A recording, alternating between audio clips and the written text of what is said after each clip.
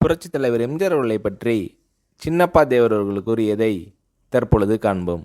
தன்னோட நிலையே ஆட்டம் கண்டிருக்கும் நேரத்தில் இன்னொருவருக்கு சிபாரிசு செய்த நடிகரை நான் வாழ்க்கையில் முதலாக பார்த்தது அப்போதுதான். ஜூபிட்டரில் ராஜகுமாரி படத்தை ஆரம்பிக்க ஏற்பாடுகள் செய்து கொண்டிருந்தார்கள். அதில் எம்ஜிஆர் அவர்களை கதாநாயகனாக நடிக்க வைக்க முடிவு செய்தார்கள். பலத்த எதிர்ப்புகளை சமாளித்தே எம்ஜிஆர் அவர்களுக்கு இந்த வாய்ப்பை கொடுக்க வேண்டியிருந்தது. அந்த படத்தில் ஒரு முரடன் வேடம், அதில் நீங்கள் தான் அந்த முரடனாக நடிக்கணும், அப்போதுதான் அது பொருத்தமாக இருக்கும் என்றார் எம்ஜிஆர். எனக்கு உள்ளூர மகிழ்ச்சி. மறுநாள் எம்ஜிஆர் அவர்கள் ஸ்டூடியோவுக்கு சென்று என்னையே அந்த வேடத்திற்கு போடும்படி சிபாரிசு செய்தார். உங்களை கதாநாயகனாக போட்டு படம் எடுப்பது இதுவே முதல் தடவை. அப்படி இருக்க அவரை போய் நீங்கள் இப்படி சிபாரிசு செய்யலாமா? பெரிய ஆளாக போட்டால் நன்றாக இருக்கும் என்று தயாரிப்பாளர்கள் தரப்பில் சொல்லப்பட்டது. எம்ஜிஆர் என்னை விட்டு கொடுக்கவில்லை.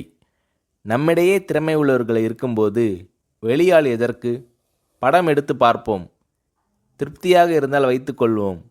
எந்த விதமான சந்தர்ப்பமும் தராமல் ஒரு ஆளை எடை போட்டுவிடக்கூடாது. சின்னப்பா தேவரையே அந்த வேடத்துக்கு போடுங்கள் என்று ஆணி அடித்த மாதிரி சொல்லிவிட்டார் எம்ஜிஆர். அந்த வேடம் எனக்கே கிடைத்தது. இப்படி தனக்கு எம்ஜிஆர் சிபாரிசு செய்து வாய்ப்புகளை பெற்று தந்த அனுபவத்தை சொன்னார் சின்னப்பா தேவர்.